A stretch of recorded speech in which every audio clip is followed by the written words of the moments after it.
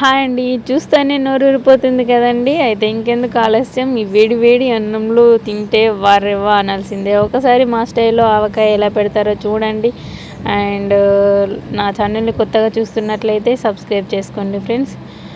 First అయితే మామిడికాయలను వాటర్లో వేసి అయితే మంచిగా కడగాలి. ఒకవేళ కొంచెం టైం పడుతుంది తొక్కు పెట్టుకోవడానికి అనుకుంటే మాత్రం అలానే వాటర్లో ఉంచాలి. ఎందుకంటే అవి పండకుండా మామిడికాయలు వాడిపోకుండా ఉంటాయి ఫ్రెష్గా. సో తర్వాతనైతే ఆవపొడి మిక్సీ పట్టుకోవాలి. ఉప్పు, ఆవపొడి, పసుపు వేసి ఆ మామిడికాయలు ఇలా ముక్కలుగా కట్ చేసుకోవాలి. దానికైతే మంచిగా నీట్గా కలుపుకొని దీనిని పక్కన పెట్టుకొని పోపు పెట్టుకోవడమే. సో ఆ పోపు అయితే అంటే కొంతమంది అయితే ఒక 2 డేస్ తర్వాత పెడతారు, కొంతమంది అయితే అదే రోజు పెడతారు. ఎవరి ఇష్టం వారిదండి.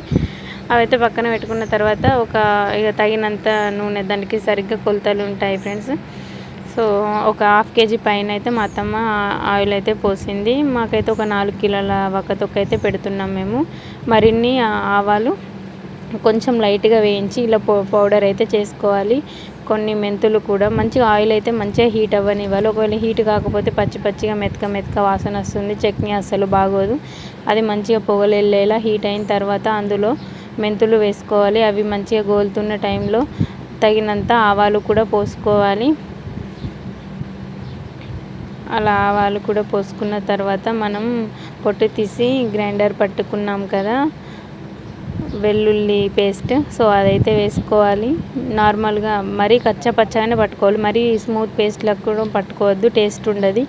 సో అది మంచిగా ఫ్రై అయిన తర్వాత ఒక 90% ఫ్రై అయిన తర్వాత స్టవ్ ఆఫ్ చేయాలి. ఎందుకంటే ఆ హీట్కి ఇంకొక 10% ఈజీగా అది ఫ్రై అవుతుంది కాబట్టి. తర్వాత ఒక మూత పెట్టి దానిని పక్కన పెట్టుకోవాలి. మొత్తం అది ఇంత వేడిగా ఉంది కదా, మొత్తం చల్లారాలి. ఒక ఫింగర్ పెడితే కూడా మనకేమీ కాలకూడదు. సో అట్లా వచ్చేదాకానైతే దాన్ని చల్లారబెట్టాలి.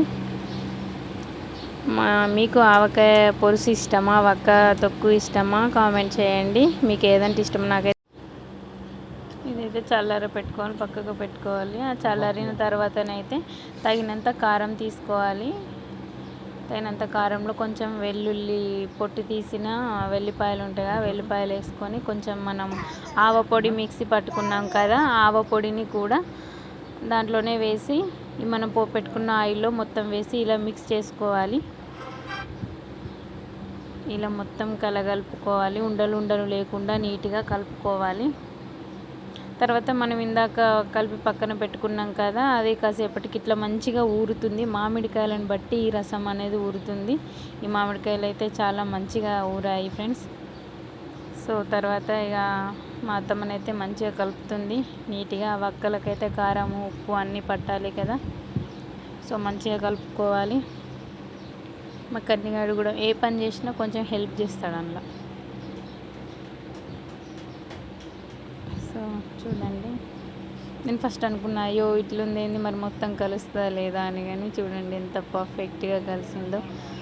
ఉప్పు, కారం అన్నీ పర్ఫెక్ట్గా సరిపోయండి. చాలా అంటే చాలా టేస్టీగా పెట్టింది మా అత్తమ్మ. ఎట్లా పెడుతుందో అనుకున్నా, కానీ అయితే సూపర్గా పెట్టింది. తర్వాత దాంట్లో అయితే ఒక మర్తమాన్ ఉంటుంది కదా, కొంతమంది డబ్బాలో ఎత్తుకుంటారు, మేమైతే దీంట్లోనే ఎత్తుతుంది మా అత్తమ్మ. సో ఆ తొక్కంతా మంచిగా పెట్టుకోవాలి. ఇట్లా వక్క మెత్తబడకుండా అట్లా 1 ఇయర్ అయిపోయే వరకు కూడా వక్కనైతే ఇలానే ఉంటుంది ఫ్రెండ్స్. ఈ పద్ధతిని అయితే పాటించండి మీరు కూడా.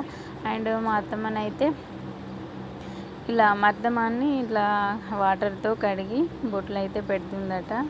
దాన్ని పూజించుకోవడం అన్నమాట, కొత్త ఆవకాయ కాబట్టి. నేనైతే ఇప్పుడే చూస్తున్నా ఇది. మా అమ్మ వాళ్ళ సైడ్ అయితే ఇలా చేయరు ఫ్రెండ్స్.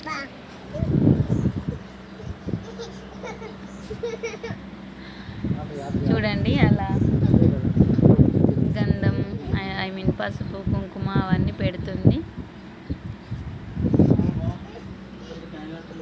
అలా పెట్టిన తర్వాత అది తీసుకోవడమే ఫ్రెండ్స్. కొంతమంది అయితే ఒక 2 డేస్కి మళ్ళీ ఒకసారి కలుపుతారు ఫ్రెండ్స్. ఇప్పుడు మాకైతే అవసరం లేదా అనిపించింది లాస్ట్లో. ఇప్పుడు కదా అండి మజా. నేనైతే ఏ తొక్కు పెట్టినా సరే, పోపు పెట్టిన గిన్నెలో ఇలా రైస్ వేసుకొని మంచిగా కలుపుకొని కొంచెం ఉంటే నెయ్యి యాడ్ చేసుకొని ఇష్టం ఉన్న వాళ్ళు వేసుకోండి, లేదంటే లేదు. కానీ ఇలా కలుపుకొని తింటే వావ్ అనాల్సిందేనండి.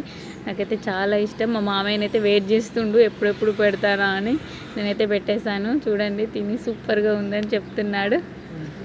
అండ్ నెక్స్ట్ నేను కూడా ట్రై చేశాను. నాకైతే ఇక ఒక వారం 10 రోజులు కంపల్సరీ ఒక 1 మంత్ దాకానైతే ఈ తొక్కుకే పోతం పెట్టుడు ఉంటుంది ఫ్రెండ్స్. అంతే, బాయ్. ఏమైంది?